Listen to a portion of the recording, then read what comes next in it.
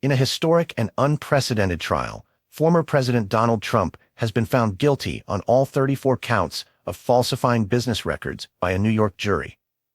This conviction is the first of its kind for a former U.S. president and comes as the country gears up for the 2024 presidential election.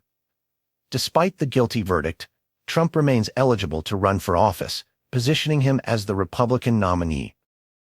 The Biden campaign quickly responded to the verdict, emphasizing that nobody is above the law.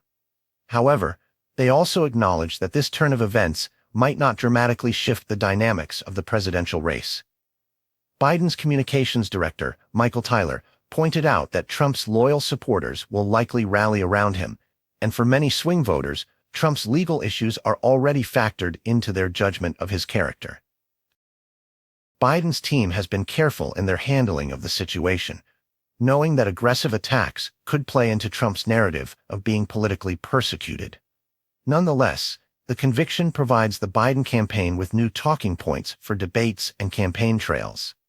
As Biden's allies have noted, the president can now underscore the fact that he is running against a convicted felon, which could sway moderate and independent voters. Judge Juan Merchan has scheduled Trump's sentencing for July 11th, just days before the Republican National Convention. As the 2024 election looms, this timing is particularly significant. While it is possible, though unlikely, for Trump to face prison time, most legal analysts believe he will receive non-prison sentences such as probation, fines, or community service. The verdict stems from Trump's attempt to silence claims about an alleged affair with adult film actress Stormy Daniels by making a $130,000 hush money payment ahead of the 2016 election.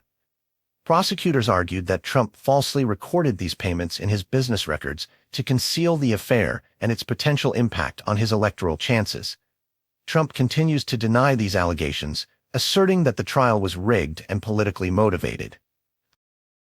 While Trump's legal woes dominate headlines, President Biden also faces scrutiny due to his son Hunter Biden's upcoming trials on gun charges and tax evasion.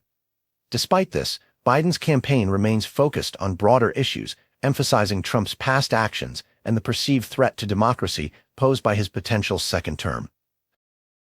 The case against Trump has certainly added fuel to the already heated political climate. Both sides of the aisle are using the verdict to their advantage. Democrats are pushing the narrative of law and order, portraying Trump's conviction as a victory for the justice system. Meanwhile, Trump and his supporters loudly decry the trial as a politically motivated attack designed to prevent his 2024 candidacy. Trump's defense argued that the prosecution failed to meet the burden of proof, heavily criticizing the credibility of Michael Cohen, Trump's former attorney and the prosecution's key witness. Cohen, who testified about the payments to Daniels, has a history of lying to federal authorities. Despite this, the jury found the evidence presented sufficient to convict Trump on all counts. As the dust settles, the question remains, can a convicted felon win the presidency? The U.S. Constitution allows it. Trump's campaign has already framed him as a political prisoner, galvanizing his base by portraying him as a martyr fighting against a corrupt system. Whether this strategy will succeed, only time will tell.